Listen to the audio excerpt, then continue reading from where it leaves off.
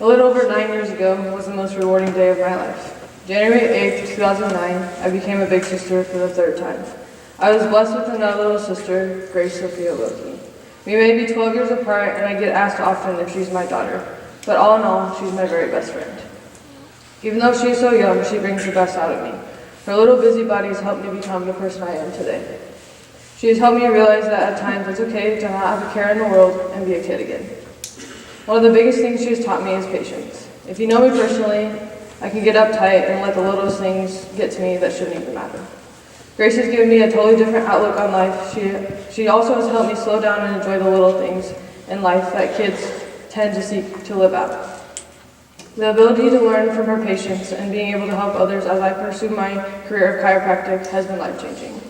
I am so thankful for what Grace has taught me thus far and the endurance that feeds off of her into my life. Todd, can I have the first slide, please? The picture on the left is like a week after I graduated high school, and then the picture on the right is from a few weeks ago when I went home.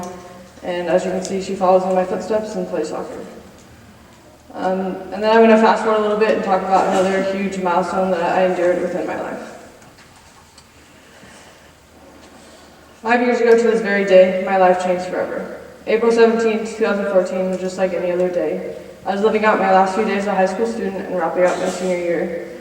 I traveled with my team to Columbus, Nebraska to play one of the final regular season soccer games of my career. We upset Columbus for the second time, which was huge considering they were our biggest rival. The bus ride back had a winning atmosphere and it was so much fun to be a part of. However, we stopped for a bathroom break at a restaurant right outside Grand Island, and I got a phone call that turned my world upside down. I still remember that call as it was yesterday. My dad called, so like any other person would, I answered and said hello. Then there was a long pause. And I said, "Dad, are you there?" And again, a long pause. I could tell my dad was very upset, and my first instinct was to think something was wrong with my grandparents because they're very elderly. But instead, I had absolutely no idea what was about to come my way. My dad stuttered and said, "Pray for your mom and sisters."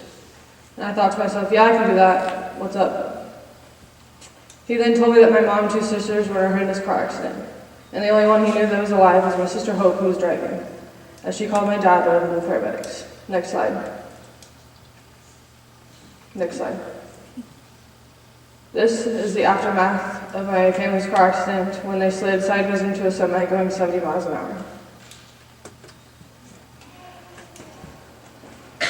So then, as I got off the phone with my dad, I was in shock. My coach could tell something was up and knew I was kind of frozen, as I didn't know what to say or think.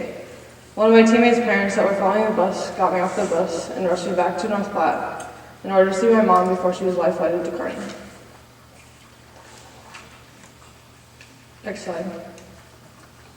I tell you these stories as I've watched my mom endure the rest of life as a whole new person. This accident not only changed her life, but the whole family's as well. My mom suffered some major life-threatening injuries, of which she should not be here today or be able to do the things she can do. She never gave up and endured through it all.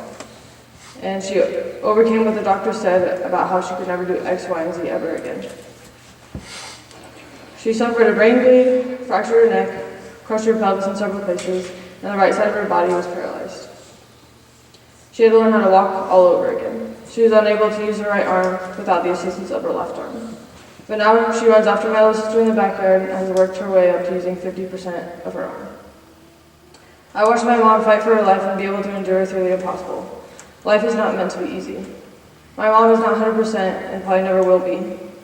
But she's very driven and a competitive individual, therefore she gets frustrated with herself often, as so do I. But she fights every single day to push through the pain and to prove that she didn't lose a battle.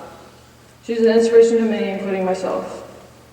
The picture on the left is when she was in rehab, and the picture on the right was my final soccer game, and the hospital staff brought her out to the field and surprised me, so that was a very emotional moment for me. Next slide, please. The one on the left is 2 days after she had her life-saving surgery, and the one on the right is Mother's Day, and also the day I graduated from high school. So it is your choice to endure through this crazy thing we call life. My challenge to you is to not take your family for granted, as the exact day 5 years ago could have ended a lot differently. Cherish the moments you have with your loved ones and endure through the race of life together. Thank you.